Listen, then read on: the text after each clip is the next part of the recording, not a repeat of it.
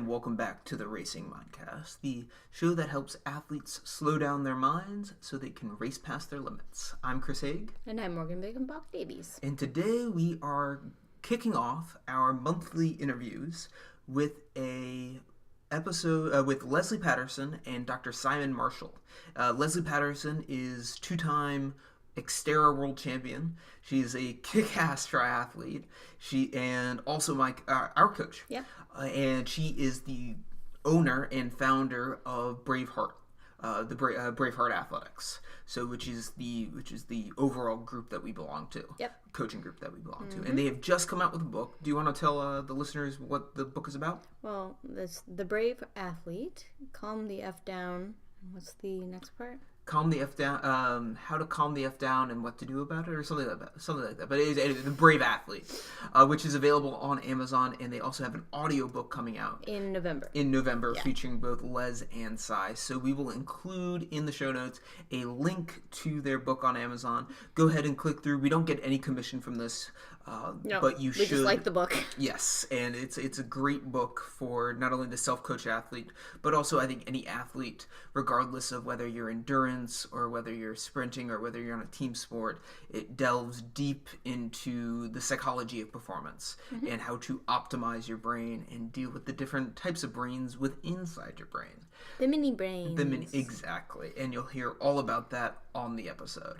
And with that, enjoy listening. Alrighty, and we're live. So right now we have Dr. Simon Marshall and Lesley Patterson on to the podcast.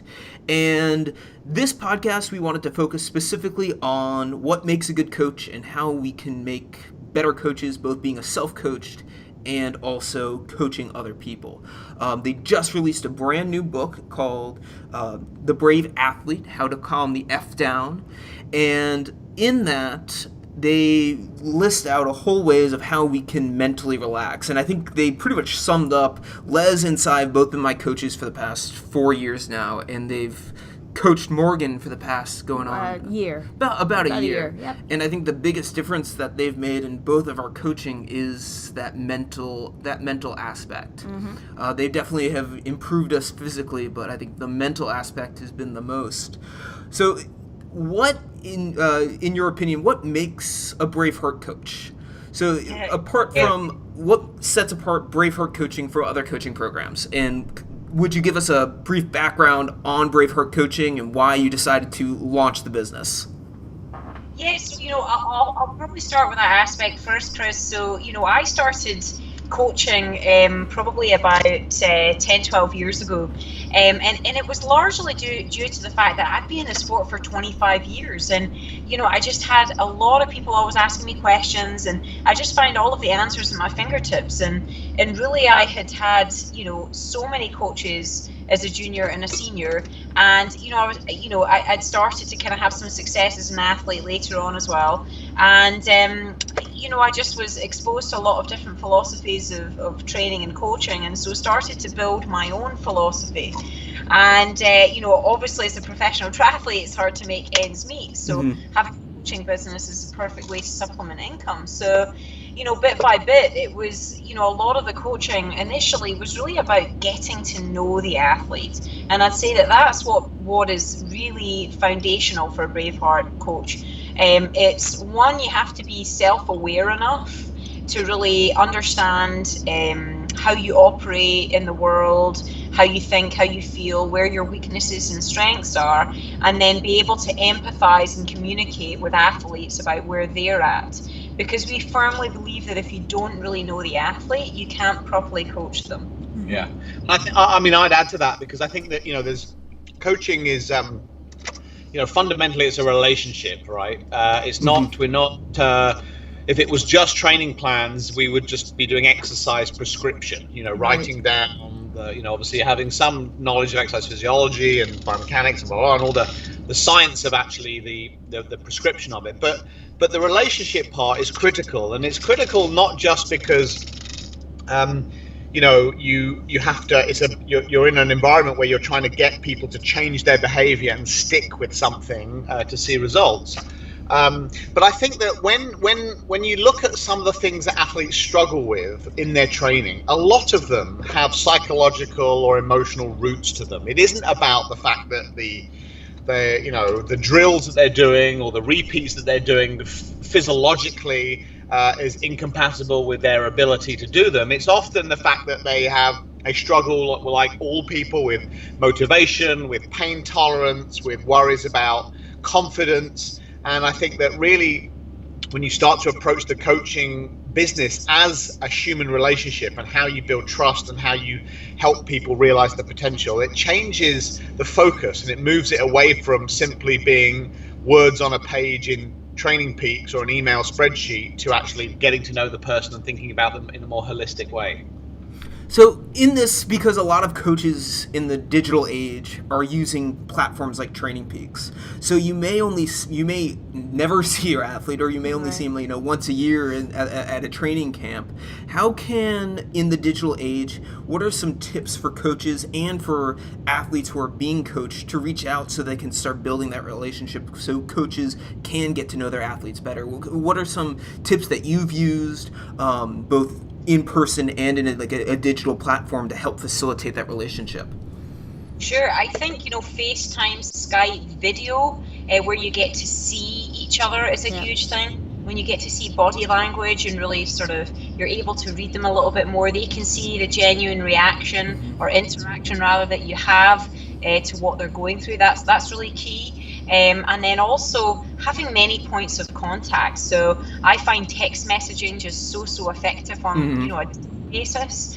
And it might not be even about their training. It might be about their kid's recital or the fact that their wife just went up for a new job. And all of that is just about saying, hey, listen, I care about you as a person. I care about your background and what's going on in your life, because ultimately that's going to impact how you do in your sporting performance. So many different points of contact. And then obviously, getting on the phone at random points, just, hey, how you doing? What's going on? And often as well, I find it effective in coaching is letting them into your world, so that you're saying, hey, I'm going to expose myself and let you get to know me on a personal level too, because ultimately the best relationships are two-way. And I've found in the past that a lot of coaches, it's all about the athlete, which is great, but you kind of, to develop a really strong and deep relationship, you want to get to know your coach as well. So obviously social media helps with that kind of stuff, because if they're friends with you on social media, they get to see some of the cool stuff that you've going on. But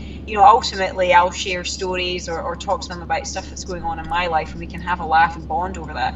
And then if you develop that really strong relationship, they're more likely to express doubt, fear, things that aren't going right. Whereas if you don't know them very well, it's a very surface relationship, and so it's difficult to penetrate and get down into what's actually going on with them.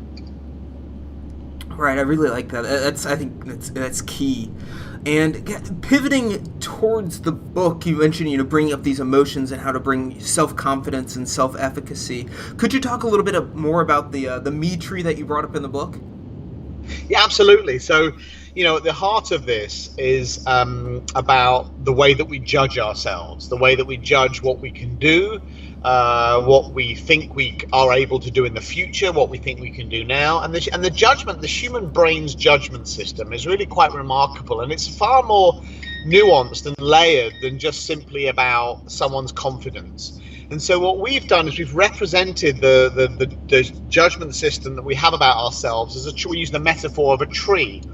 And so, for example, the roots of the tree represent someone's self-worth, the fundamental judgments we have about ourselves as worthiness as people, I have a right or a right to be loved, to be accepted, I'm a good person, and so on. So really fundamental things that really are sort of built up first through childhood and then and carried over into obviously adulthood. And then you've got the trunk of the tree, and where the trunk of the tree is where we're getting into things called self-esteem. So self-esteem, unlike self-worth, is less about your fundamental beliefs and how you judge yourself as a person, but more about a little bit more about your abilities and what you think that you can do on a more global level, and your worth as well. And then we've got the branches of the tree, and we often think of branches as a bit like, so we call it self-confidence. And this is when most people are talking about self-confidence. So these are now a bit more, they're generalized statements about your ability to what you can do, but they're focused on particular things. So for example, you might have very high self-confidence as a marketing manager in your job, but you have low self-confidence as an athlete. And so the branches of the tree are the first point in which your self-judgment system is differentiated, or it splits off, meaning that you can be both confident in one thing and not confident in another. Self-esteem and self-worth is not like that. It's a fundamental sense about your totality of yourself. And then right at the end of the branches are leaves. And leaves are what psychologists, or what we would consider self-efficacy. And self-efficacy is just a fancy way of describing the very specific, task-specific form of self-confidence. So, for example, I might have generally high confidence as a self-confidence as a triathlete, but I might have low self-efficacy to swim in the open ocean. Mm-hmm. So it's now you're talking about something very, very specific. And of course, trees have thousands of leaves, and we all have thousands of self-ratings about very specific things that we can do in life. I might have, you know, a high self-efficacy to descend really fast on a road bike, but low self-efficacy to descend fast on a mountain bike, and so on. And so what we're trying to do is when we help athletes who we think on the face of it, it looks like a confidence issue, we look how far down in the tree that self-judgment goes.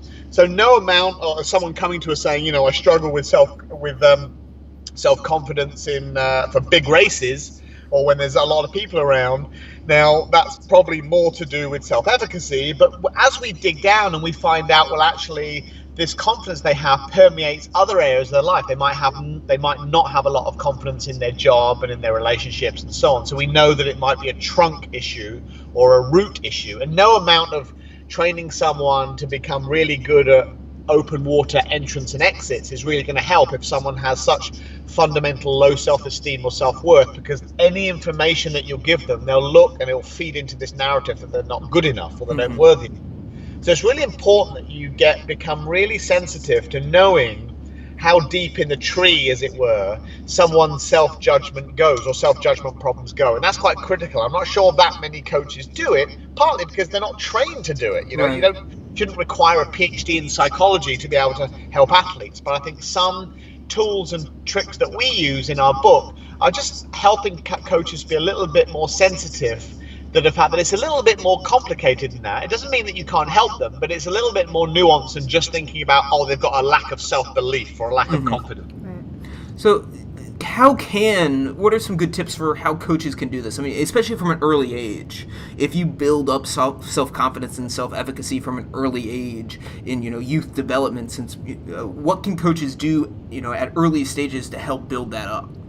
Sure. So if self-efficacy and self-confidence both have the same drivers of what causes them to increase or decrease, and all the research points to consistently the number one source of information that feeds into your confidence is the feeling of success, what they call mastery experiences. So if you are consistently exposed to failure, or what you consider failure, or you rarely get a chance to feel successful, though you've mastered something, then it's very hard to build self-confidence. So what you want to do as a coach is obviously give athletes an opportunity to feel successful. So this is really what goal setting is about, right? So you find short-term process goals or incremental goals. You're not having people try things that are too hard, or always competing around people who are way faster or way slower than them, or so on. So it's trying to find ways that they can feel successful but are still helping them build their skills. So that's probably one of the most important things that we can do. And it's really important that when we give them mastery experiences, that they're genuine. In other words, we're not just lavishing on praise for things that they still haven't met a criteria for being accomplished at. So it's not, you know, and we see this all the time, is that, you know, with the participation medal praise in right. No matter, show up and you'll get an award, and it's giving and it's feeding self-confidence or self-esteem in a very, very unfair way, because it's not based on performance or how you do. So So it's quite important that you make that information that you give athletes, those mastery experiences and opportunities to feel successful, but be genuine and that are also increasing their skills. I think that's probably the most important thing. And then how deep down into the me tree do you think social media rots our self-confidence and maybe even our self-esteem? Well, that's a really great question. And I think the answer is probably we don't really know. But my best sort of educated guess about this would be that social media really exposes problems in your tree that are already there. So in other words, if you look at social media and all you see all the time is perfection, speed, for everything that you feel as though that you're not, and that information conveys to you that you're not fast enough, that you're not good enough, that you're not worthy enough, deserving enough, tells us that the problem is that the social media is hitting a nerve on some little rot in your trunk or in your roots, but those have already formed from, as you've grown up. So I don't believe that social media is the cause of any of that. It just exposes, or at least gives us a little window to where on your me tree you have problems. Right. All right. So it's more of a mirror than it is actually causing it.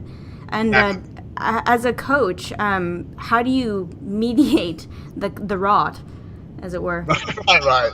Well, again, so one of the things that we try and do in the context of social media anyway is that we say, listen, the human brain is wired to broadcast to the world a view of yourself that is positive, right? And when we mean positive, we mean capable, attractive, sociable, likable, intelligent.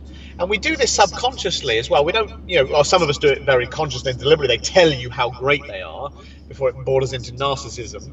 But most of us do it on a very subconscious level. And social media is really technology that enables you to do that. And psychologists call this impression management. You're trying to manage the impression that other people have of you.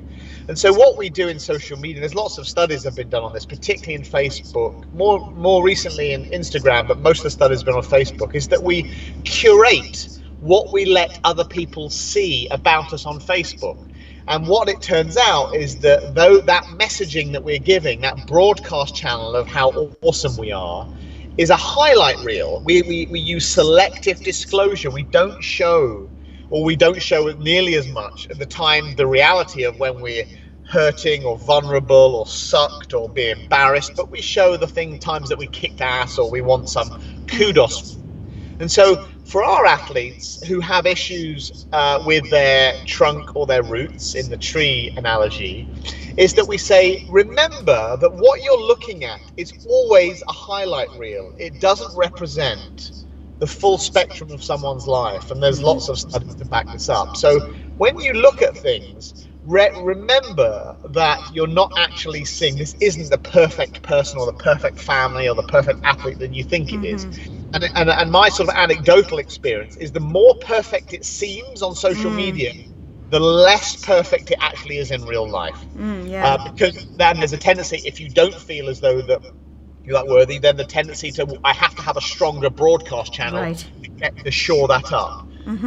So it's becoming very in tune. So we're not a big believer of saying, don't look at Facebook, ignore that. It's to say, look, see it for what it is. It's impression management software for people. And we encourage you not only to curate your own, but also do the exact opposite in terms of only presenting the ideal picture of yourself. Show instances or talk about times where you feel vulnerable, weak, or not capable. And the reason we get people to do that is because, and this is especially important for when athletes and the relationship between athletes and coaches, is because trusted relationships are built and rest on vulnerability and weaknesses. They're not based on strengths. So you don't find much of an association, or you don't find closeness or intimacy in relationships only on how good you are at everything. You do it based on vulnerability and weaknesses. A whole host of social psychology literature about this. So, so I think that's really important that you start to, in your own social impression management world, is to also open up, and you'll find that unlike your expectation that people are going to ridicule me or poke fun of me. They actually do the exact opposite. They actually open up themselves. They're grateful. They're amazed. Oh my God, someone else feels like this, or someone else feels up like this as well. And that's what bonding on vulnerability and weakness actually means. And that's what it looks like in practice. So both of you, Les being a pro triathlete and then also coaching pros and very elite athletes, and Cy, have your experience with the BMC team, are pros immune to the social media phenomenon? Or are they just as vulnerable as everyone else? Yeah, just as vulnerable, especially because, as a professional athlete, you have to post a lot to satisfy your sponsors. So, you're kind of out there a lot more. So it becomes difficult to sort of be real with who you are, because, you're always posturing and more for your sponsors than anyone else, because they all want a positive image of you to represent their product. So it gets really tough. So as a professional, in terms of looking at, say, your other competitors, they're posting a lot as well. So you're always seeing all their wonderful race results and training sessions and how lean they are and all of those kind of things. And I think it just becomes exacerbated as a pro because you're taking it to that next level because you have to be the best of the best and all that kind of stuff. So it's almost like a microcosm of probably how everyone else experiences it. But then having said that, if you're kind of mature in your sport and you've been around a lot, as I have, you get to the point where you don't really give a shit anymore. So I'd say I'm pretty happily there where it's like, geez, I've been at the moon and back, so it's like you can post what you want at your six pack. I really don't give a fuck. Yeah. It's quite unusual to find elite athletes to have very low confidence.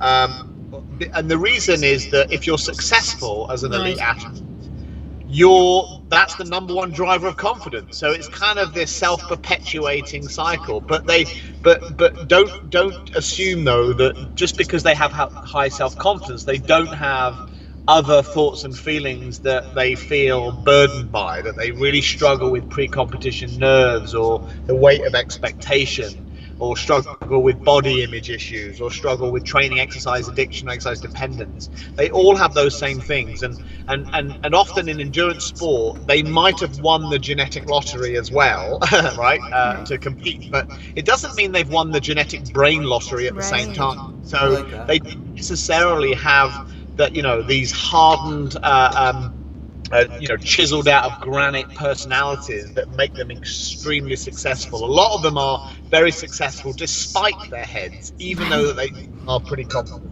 Yeah, well, I guess that ties into something that you describe in the book is the chimp mind, and I guess if you could kind of flesh that out a bit, and then just the follow-up is the chimp mind fueled by things like Facebook and Instagram?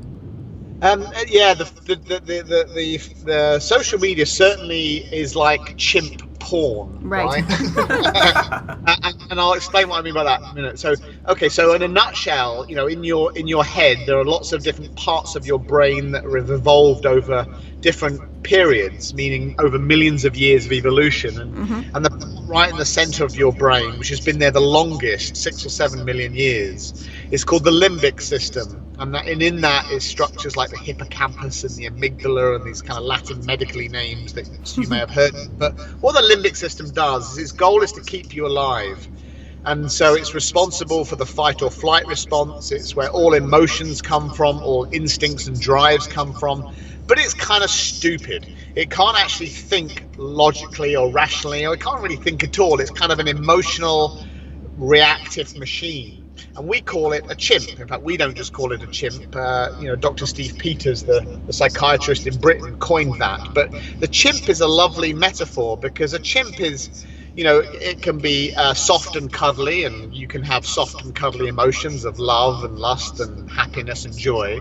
But it can also have tantrums because it thinks your life's actually threatened. That fight or flight response, so fear and anger and disgust and embarrassment and shame and humiliation and so on, and it will kick and scream at the rest of your brain for you to listen, and it does that. Its only way of communicating with you, well, it's not the only way. There are two ways. One is through chemistry, so neurotransmitters and setting off a whole cascade of hormones that trigger certain reactions. But emotion as well. It's emotion central. It's the only place that emotions come from. And the sole purpose that we have emotions as people, as humans, is to drive decision making. It tries to get us to make a decision, and we do that or fueled by having emotions, because otherwise we never made a decision, we wouldn't last very long in life. But it's a very primitive way of getting us to make decisions, and that's why more recently the professor brain, the wrinkly part in what scientists call the frontal cortex, is the exact opposite. Only facts and logic, a bit slow, but thinks things through very carefully, and so on. And so all of the fights that we have go on in our head, and when I say fight, I mean when we have thoughts and feelings that we don't want, really represent that your chimp and your professor brain are arguing about who's right.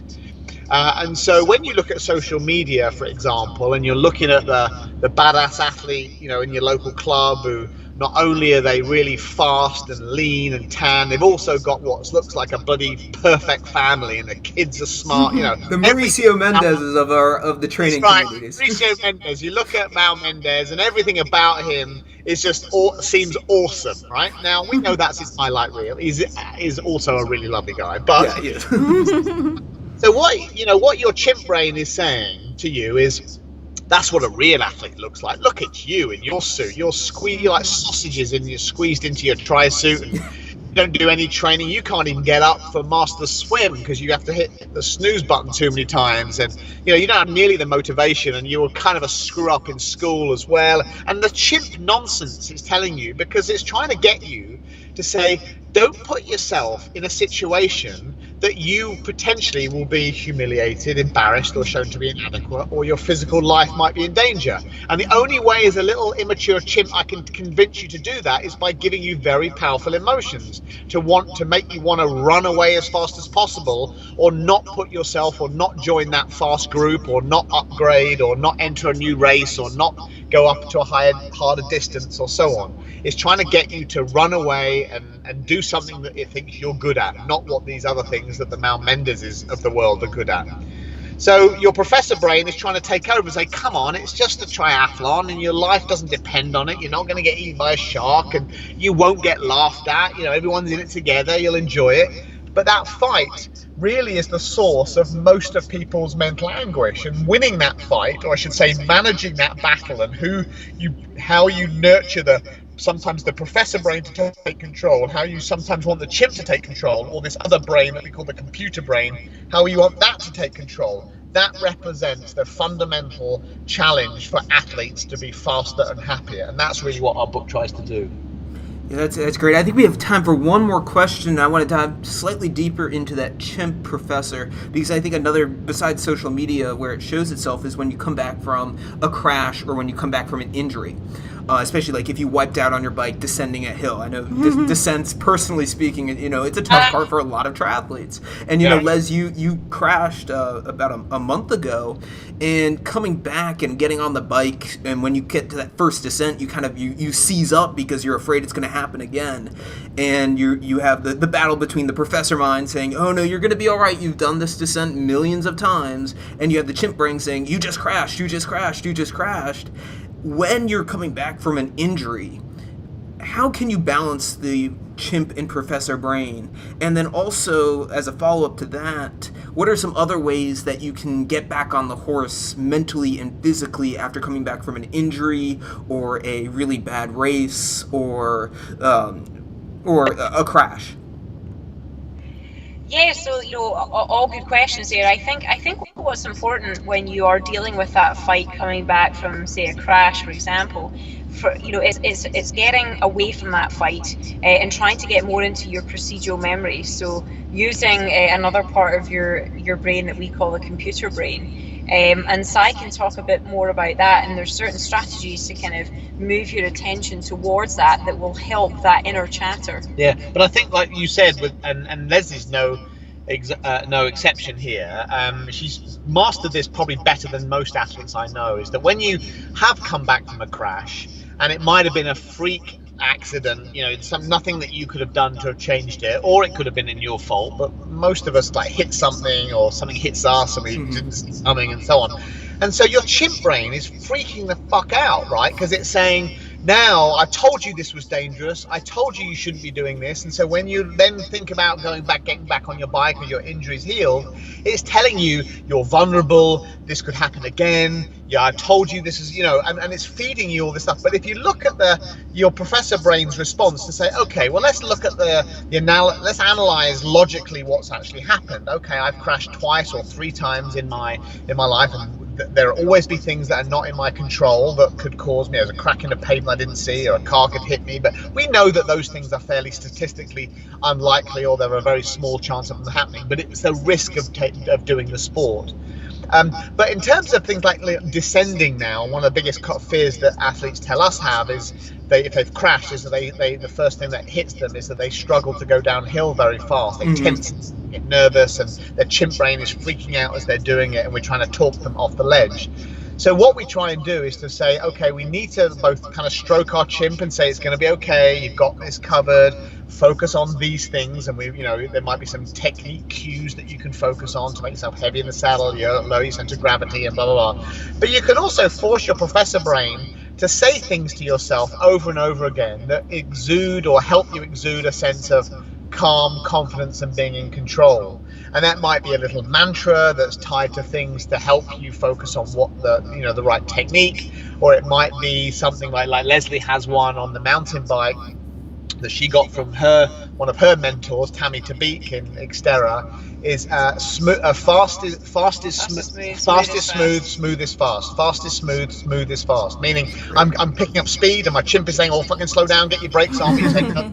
Actually, the faster you go, the more likely you are to skip over and roll over things that could take you off if you were going slower. So you're actually smoother and safer going fast a lot of the time. And you're saying this over and over to yourself in your head, because your brain can't think 2 thoughts at the same time. So you're crowding out or taking up bandwidth, so those other negative thoughts can't take their place. So, but it still represents this battle between the chimp and the professor. So in our book, what we try to do is to say, okay, coming back from injury, there's a whole host of chimp gremlins along the way about how we seek out help, or when we come back to our rehabilitation, when we get back to training.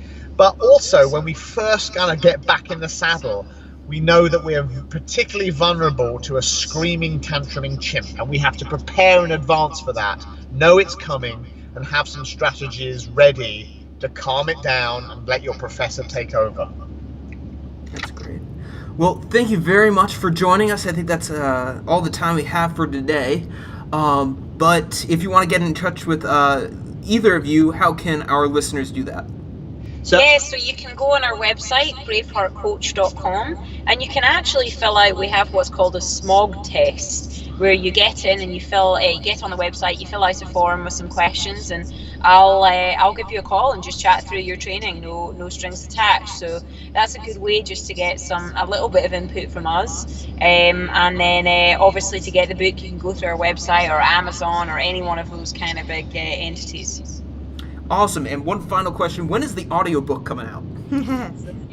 So we record it in a couple of weeks. We rate it in a couple of weeks, and then it's probably be out in November, December time. So we're excited about that as well, and to use it while you're training. Yeah. Awesome. I'm definitely going to have to download that, because it's going to be a good companion. Good companion on some long runs and rides. Well, thank you very much for joining us, and I think that ends us for today. Thanks, guys. Bye. Bye.